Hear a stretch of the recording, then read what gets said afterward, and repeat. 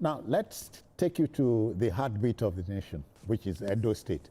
You know, for the governor of Edo State, Monday Okpebholo, the task of revamping the education sector in the South state is a task he has resolved to accomplish. We wish him Godspeed. As such, Governor Okpebholo is pushing forward an ambitious education reform agenda aimed at repositioning public secondary schools as centers of excellence, innovation, and global competitiveness. At the heart of this transformation is a renewed focus on infrastructure, safety, and quality learning environments, key pillars designed to prepare students for a competitive global future. One of such interventions is the renovation of Army Day Secondary School, Ekenwa, in Benin City. As more schools are scheduled for renovation and upgrade, the governor says he remains committed to building an education system that meets global standards and equips students for future challenges. Let's hear first from some of the students and teachers of the school on the transformation. Let's go there. Due to the innovation of the new changes in education in Edo State, population in government schools has increased. We have more students and the classrooms are not enough. They are usually compressed and crowded, some stand, some don't have seats, so the learning will not be effective and efficient for them. The school has taken a new look. You can see everywhere looking very beautiful. There is massive renovation, rebuilding. Army Day Secondary School Crown Barrack is now looking beautiful and more convenient for learning. Standard classrooms, more renovated blocks, more blocks added, and a good library. There are now more better chairs, each person to his or her desk, and it's now more comfortable and more convenient for learning. We now have good roof and ceiling. We are sheltered from the rain and sun. We no longer run into scatter when it's raining. We have a bigger board and I can see clearly wherever I am seated. We now have an ultra-modern toilet. We no longer go to the bush whenever we are pressed, and 24-hour supply of water. Our socks are no longer stained because we have tiles now. We now have a walkway in the school, making the school look beautiful and making the students work like kings and queens. We have a new window and a new door in each of the classrooms, making it safe and secure for learning. We can keep our things under our locker and see the next day. No more fear of stolen chairs or stolen properties. My students are now learning under conducive environments. My teachers are now doing their jobs in very conducive, comfortable offices. This is a world-class laboratory that our wonderful Governor Okpebholo, has given to us. Before now, there was no biology lab in this school. It is fully furnished with all the laboratory equipment that are needed for the students to do well in their academics. They no longer do just theoretical work, they are now doing practical work. This will help the students to compete globally and come out successful. Well, let's start from Abuja now. BKO, so Edo wants to take the lead here. What do you say?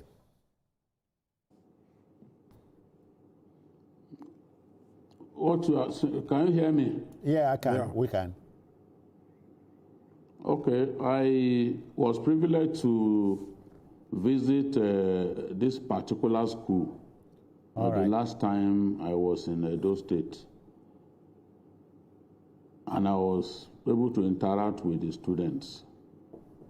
In fact, to the students, the difference between what their school used to look like and what it looks like now is like night and day. They didn't have where to empty their bowel. The school did not have a perimeter fencing. Thugs will come into their premises, defecate within their premises, and go. But what we are seeing is an ambitious education reform agenda of Governor Monday Okpebholo unfolding before our eyes. So the focus is on infrastructure now. So has renewed the focus on infrastructure, safety, and a quality learning environment. You see those schools now. Yeah. They are being rebuilt. Perimeter wall being built around those schools. In fact, some of the land of the schools had to be reclaimed from people who had encroached on them because those places were not fenced. And if we want to prepare the students for a competitive global future, you must create a conducive learning environment for them that will support effective teaching and learning.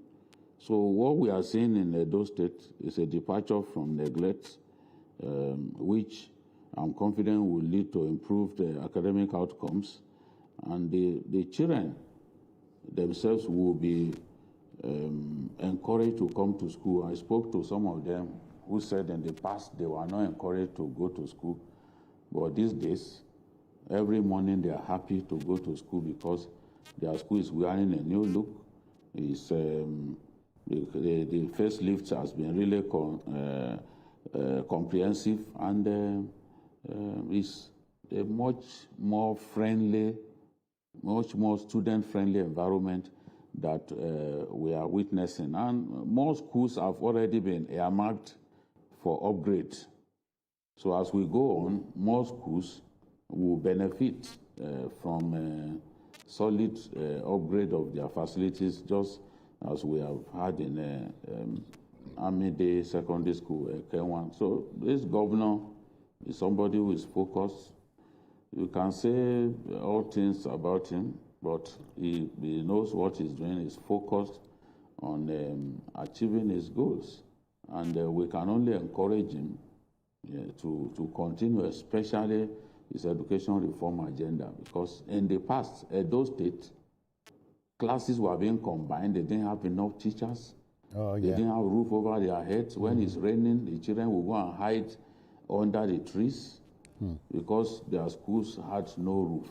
Now we are seeing more and more of those schools being rebuilt, being given a complete makeover. So it's kudos to the governor for sorting out the students and showing the students that he is happy to give them a very good learning environment, unlike what they had under the previous administration, where they talked about Edo best in the area of education, whereas what they actually had was Edo worst. Okay. Thank you. Wale, and we wish the governor Godspeed. Yeah. I think he came in 2024, September. Okay. So he has not even spent up to 2 years now.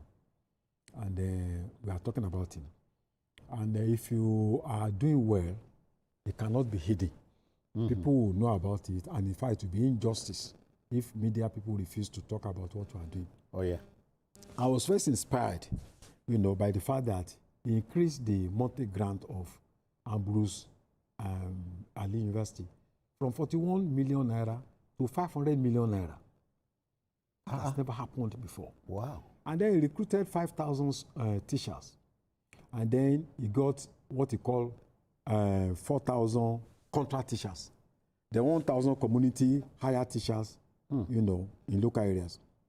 Then he refurbished, funded 63 public schools across Edo State.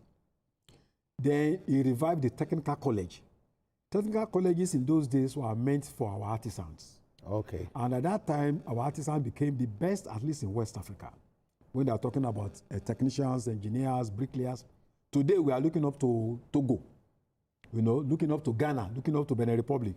So for somebody to now go back to technical college and begin to revive them, each student in technical college in Edo State now gets 40,000 naira. That's a huge inspiration. The consequences in the next few years will be much in terms of expertise of the artisans, in terms of skilled labor, an ability to improve the economy of the state. And then he has paid 3 billion naira out of the debt owned by the state. And then he secured an education grant of 1.2 billion. We are talking about net fund, giving funds to people. There is a version of that in Edo State. 1.2 billion naira secured for students of Ambrose Ali University, poor students, indigenous students who cannot afford their education are funded by the state. So I think that this is a governor that knows what he's doing. People underestimated him. They wanted to judge him by the vocabulary and all that. But he has proved clearly. And I think when I was in secondary school, there was a student, Aderemi Salau, one of the best students, maybe one of the best three, but very poor, very poor in English. I hope he's watching. Probably. He now entered the University of Ife and engineering, became one of the best students. He rose to become controller of customs. Not very good in English, but every other subject, physics, chemistry, biology, mathematics. So for the fact that you are a great thinker, for the fact that you are knowledgeable, does not mean that has to be tied to how good your English, spoken English is. Yeah. So I think he has proved clearly that he understands the needs of his people, and that one of those major needs is education, and is meeting those demands in a very unique and practical manner. So I'm quite impressed, by the achievements of the governor of Edo State, especially in the area of education. Yeah, Wale, what you have just said, especially in relation to the governor doing wonderful things, is governors across the country are beginning, it is now a fact, are beginning to get much more money than they used to, especially when President Tinubu came on board. How they use that money is important here. Very, very important. Yeah. And I think if any governor wants to touch the lives of Nigerians, education. Yeah, if nothing else. Yeah. If nothing else. And what is going on in Edo State, maybe you can also look at Borno State. You can see the picture, the buildings being built, the structures for secondary school. You think that, they are of European standard.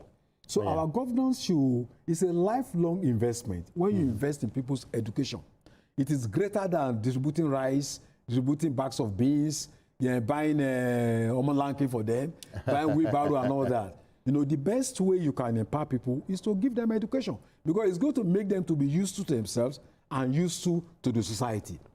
So now that the states are getting more money, we are calling on them to give priority to education. That is one of the greatest investments that any governor can invest in.